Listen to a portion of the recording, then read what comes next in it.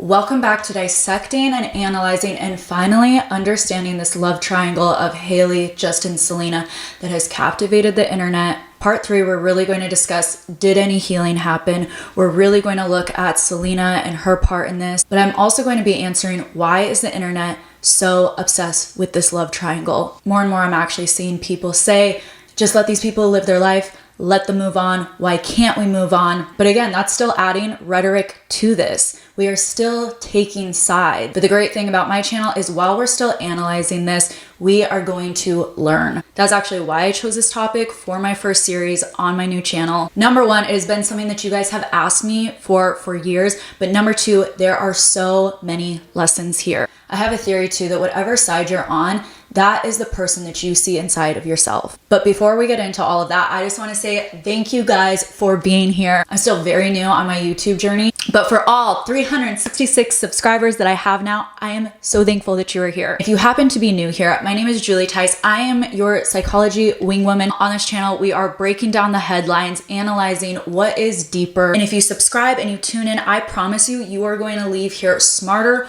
more insightful. You are going to learn about yourself. You are going to self-reflect. You are going to be not as easily manipulated as you move through this world, and you are going to truly and deeply understand people. So before we really dive into the theories of why we're so obsessed with this and what we can learn from this love triangle, we're going to deep dive and analyze Selena. We've done Hailey, we've done Justin, and if you haven't watched those two, go watch them and then come back to this video. But as we deep dive Selena and as I was doing my research, I realized how these people just fit into each other.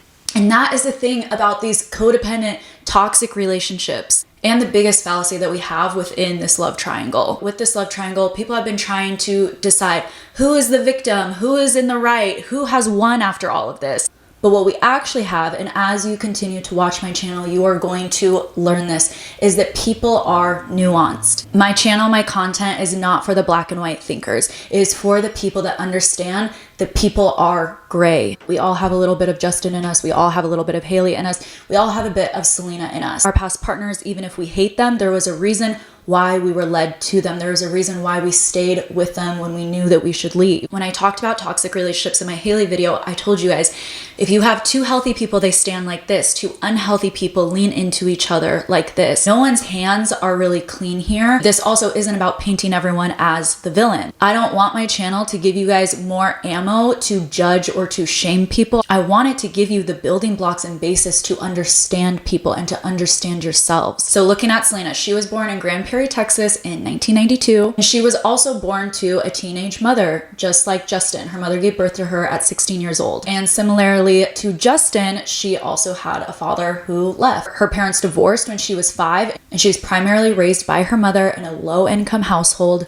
which is very similar to Justin. And just what I described there, that is trauma. A lot of the times people think of just trauma as it has to be a big sexual assault or abuse. But what people also need to understand is you can come from a household where your parents do love you, where they are trying their best, and still be impacted by trauma. If you analyze the ACE scores, which is adverse childhood experiences, divorce is on that, growing up low income is on that because of the stress that it provides, especially on a child. You're not growing up with that stability. And then you add on with Selena and Justin this layer of being a childhood star. And being a childhood star doesn't just mean, okay, fame was thrusted upon you. It also means that you are parentified. What does that mean? You become the emotional center of your household. You are the provider for your parents. You are the breadwinner. I broke down Britney Spears on my TikTok a few years ago, and this is exactly what we found with her. And especially with Justin and Selena, if you grow up with a young parent, then that means not only is your parent young, but they're struggling, they're overwhelmed, and then you are forced to grow up fast. You likely learn to read moods, anticipate needs, and take on responsibility that isn't yours. It can lead a person down one or two paths. With Selena, I think she is very deeply empathetic. She is probably hypervigilant. And this adversity can create adults that are very nurturing, deeply empathetic. But what that also opens you up to is you are usually drawn to fixing emotionally chaotic people. But what that can also do is if we look at hypervigilance on the other side, it can make you very deeply mistrusting of people. I talked about that a lot in my Justin video, that his behaviors come from him running away from his fear and his shame. What is similar with Justin and Selena, and the blueprint that you can be left with in this type of upbringing, is that you internalize the belief that love can leave and that you have to be good enough for it to stay. So what was it that led Selena into her relationship with Justin? She did not enter this relationship from a place of emotional strength. And that's why I say when people are saying, we're team Hailey, we're team Selena, why? Selena was a child star. What that means is that she was raised with scarcity, abandonment, pressure. Probably grew up learning that you needed to earn love and fix things. And that is what led her to Justin, a boy who needed saving. That's what leads us a lot into toxic relationships, because it doesn't feel toxic, it feels familiar. And this is the part that I think is really unfair with Selena, is people almost still rooting for this relationship, because who she would have to be for this relationship to work is not a healthy person. Like a lot of you guys will probably be able to relate to this. A few years ago, I ran into family members of an ex that I had when I was young. This is like high school days. And they were being nice and we were catching up, but something that they were saying to me is they were like, oh, like I just, wish you guys could work out. I wish that it would have worked out. And at this point, you guys, like 10, 15 years have gone by. And I recognize people say those things to soothe their own wounds, right? Like they are probably holding on to who could this person have been if everything was different, but they were using me as a crutch to do that. It was nice and polite, but I just remember thinking like, why would you wish that on me? Because for that to ever have been a reality or to have worked, either asking me to be the mother and caretaker in this relationship, or you were asking me to revert back to this lower frequency that would have to happen for something like this to work. And I know they weren't thinking about it that deep, but I think about it that deep. And I think about that with Selena too, when everyone's like, oh, like Justin should have been with Selena. If that were to happen, they both would have been on that same frequency. But with all that said, let's get into some of the darker parts of Selena. I always find it interesting when I do breakdowns, and I've been doing this for years on TikTok, so I've seen all of the hate comments already that one day I will hopefully get on YouTube, because we're on our way to growing. But people will say like, oh, you just hate the Kardashians. You hate Hailey, you hate Justin, you hate Selena. But those who actually dive into my content and stay and watch, and you're not just coming across one video, my greatest strength is seeing the nuanced in people. 100% of the time, I don't ever believe that someone is the sole unsung hero or the complete evil villain. Now that I hope that you can empathize with Selena, we need to talk about Selena has not always been emotionally healthy, and she's not completely emotionally healthy. I do think her victim narrative is more nuanced than the internet wants to admit. I know I really dived into Justin's substance abuse issues, and the internet does, because I do think he is going through an active addiction right now, in my opinion, which I am allowed to have. Selena also has had rumors of substance abuse, and she has a publicly confirmed rehab history. Now, her team and her camp of people did say that she was in rehab for emotional issues, which could be the case, but it could also be the case that you have emotional issues and you are coping with those with substances. And honestly, that is okay. Just because you say someone has an addiction, this should not crumble down of how you, my viewer, are viewing society. This does not mean we're attacking people or damning them to hell for coping with their childhood trauma when they weren't taught of how to cope with their childhood trauma. Like, it actually makes perfect sense that both Justin and Selena would deal with substance abuse issues or become addicts or have some really toxic patterns from this. That is just so much more likely to be the case than the reverse of that not happening. So let's look at this timeline. Selena entered in rehab first in 2014. Her rep cited that this was for emotional issues. She turned to treatment again in 2016 after her whole split with Justin, and that's when he was causing a bunch of commotion, posting girls back and forth on Instagram. And in 2018, she was reportedly hospitalized for an emotional breakdown and checked into a mental health facility. In 2018 was the year that Justin married Hailey. Let's also break down, because we know that there's teams of Team Hailey, Team Justin, Team Selena, and some people are not Team Selena. And the reasons that they have for that is they say that she is very emotionally manipulative. They also say that Selena is the master at playing victim. So what is going on here? This is what I will say, is that Selena has mastered the tool of emotional ambiguity. She doesn't lie, but she lets fans read between the lines. So guys, this is awful. This is shiesty. Coming from someone who has done reality TV and also has a boyfriend who has done reality TV, this is the tool that reality stars use a lot. And now that you know about it, you are going to see it now in people's story times where they're not actually giving any of the information. When people are interviewed, when people sit on a podcast to give the tea and they aren't honest, it's not as unintentional as you think. And I really didn't know this at first. Coming off of the show, The Trust, I remember when me and Tolu were giving interviews, we were so brutally honest. Like, our interviews sound way more like Jerry Springer than anything calculated. Remember when some of our first articles came out? It was like Business Insider too. And we were like, I did not know they were going to print everything. I thought they were just going to, summarize the vibe of it. And we were like cussing on there and just fully spilling the tea. And the trust was a different game versus my boyfriend was on the biggest reality show in the world, which was Love is Blind. And this is how I know how manipulative and abusive emotional ambiguity can be. Because when you sit there and say, I don't want to go into it, but this person really hurt me, and you don't say how or why, you are intentionally letting people come to their own conclusions and probably hoping that people will come to the worst one. You see how I just did that? Made you guys start to think of who am I talking about without saying names, make you start putting together storylines. It's not very nice, but I'm not covertly manipulative enough not to let you guys in on what I'm doing. And this is what Selena has excelled at doing. She never names Justin, which why wouldn't you? Everyone knows who you're talking about, but it's intentional. She wants you to fill in the blanks. She strongly implies Justin, but she never details it. And you know what this lets people do? It lets them off the hook way too much. Vagueness is what keeps them protected. It invites sympathy in without direct accountability. And it also lets fans weaponize that pain. And in this weaponization, the wrath has come towards Hailey. But Selena is just one part of why we turned against Hailey. Much bigger part that is never addressed is that Justin is the reason why we hate Hailey, why we hate Selena, and why this love triangle still exists. He has fed this fire and we have just let it go. So let's look at this timeline. A lot of this ping-ponging was happening between 2015 and 2016. Just when all the timelines are crossed and blurred. And for some reason, Hailey just completely ignored that on Call Her Daddy and was like, oh, timelines never crossed. Girl, the receipts that I'm going to pull up. So in 2015, 2016, Justin was on and off with both Selena and Hailey. He had a long-term relationship with Selena, and then in 2015, he is starting to be seen publicly with Hailey. So that's December. Then March comes around in 2016, and he's with Selena singing My Girl to her. It's a complete emotional ping pong. He kept both of these women tethered, wouldn't let either of them go, and made them both believe like they were the one. Then in 2016, we got all the messy internet drama. So this is actually, Justin started dating Sophia Richie, and he was posting photos of her. Fans freaked out. And then Selena comments, if you can't handle the hate, then stop posting pictures of your girlfriend. LOL. It should be special between you two only. Don't be mad at your fans. They love you.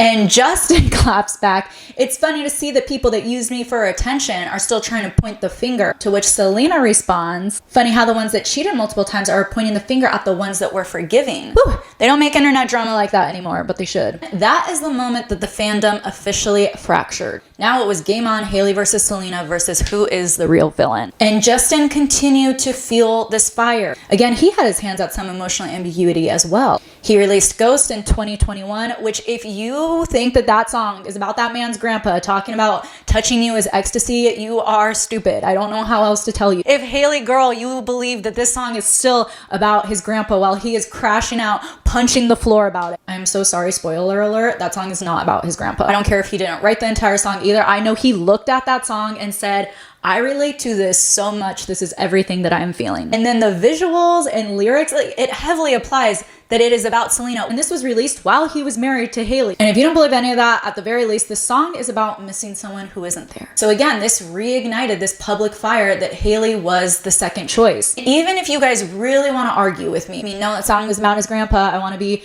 stupid and blind. To me, it would not even matter what your intention behind it was, because they would know by now that being a celebrity, what are people going to assume? I would not be happy or let it happen. The conversation would literally look like, you know that people are going to clown on me. You know I'm going to look like the second choice. You know I'm going to look like an idiot. It is not the time to pick that song. Hey, maybe you don't need to crash out while me as your wife is sitting in the audience watching you with all of our peers, and you are crashing out on stage like you miss someone that everyone is going to assume. And if that's not your style and you don't mind being publicly dogged on, and you think, oh, I would actually be strong enough to let people form their own opinions and people can think what they want to think. At the very least, your partner should defend you maybe at least once. And that is the thing. I would say the height of the backlash around Hailey was in 2023, and Justin stayed silent. Even Selena spoke up and was like, hey, I don't think we should do this anymore. Justin, he's like, have at it. Have at it.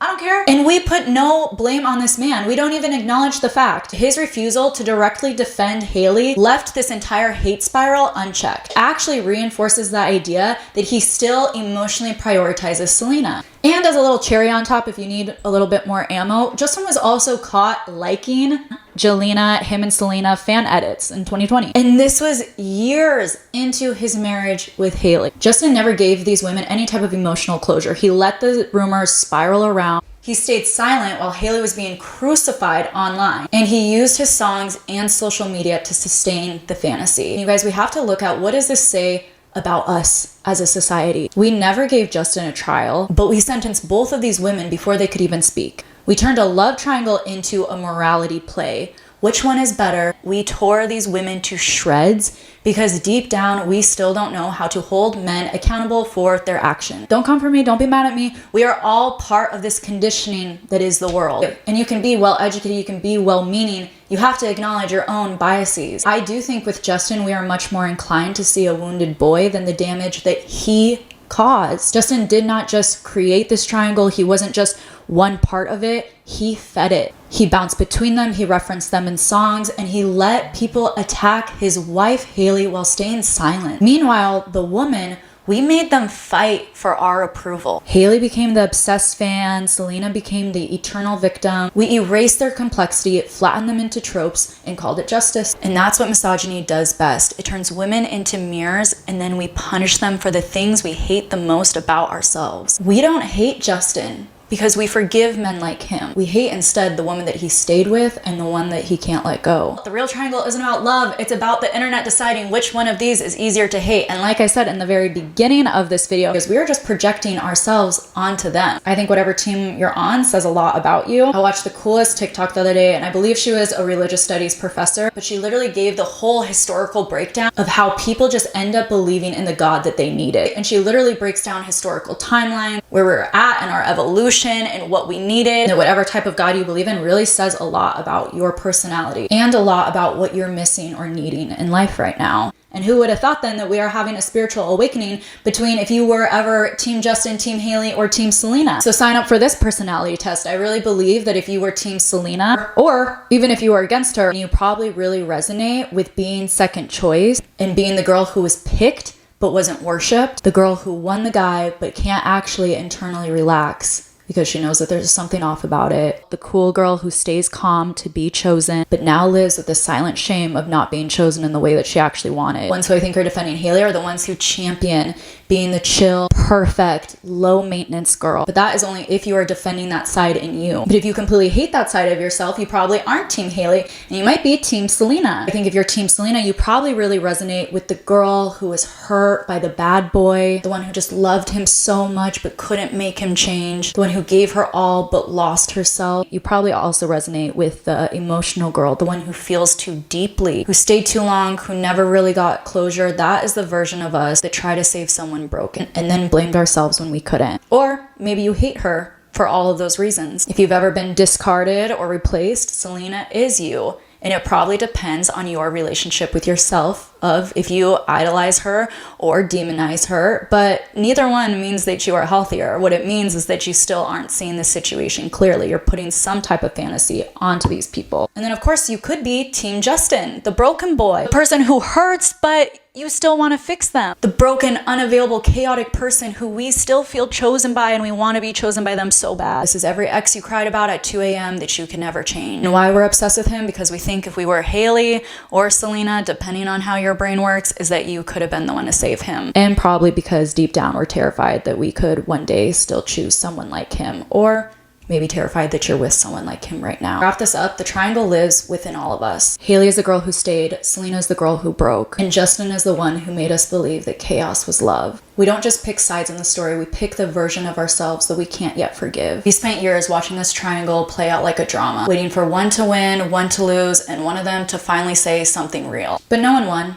Not really, because this is never about who Justin chose. It's about who we project onto, who we punish, who we protect, and what we believe about love, pain in being chosen. If you haven't figured it out from this series, Justin was never the prize. The real prize is peace. And in the end, all three of them are still chasing it. You guys, if this series made you think, feel, connect, question about what we are actually seeing when it comes to celebrity drama, please hit the like button, leave a comment, or share with someone who is stuck in their own triangle. Please subscribe if you haven't already, and follow me on Instagram and TikTok if you want shorter bite-sized versions of these. And also comment, what deep dive do you want to see next? I actually do have an incredible one for you guys coming up, where we are going to dissect Joe from you. We're going to learn all about your narcissistic ex. I'm going to answer the questions, did they ever love you, and did they know that they were abusing you? So subscribe if you haven't already, because this is not the last story worth dissecting.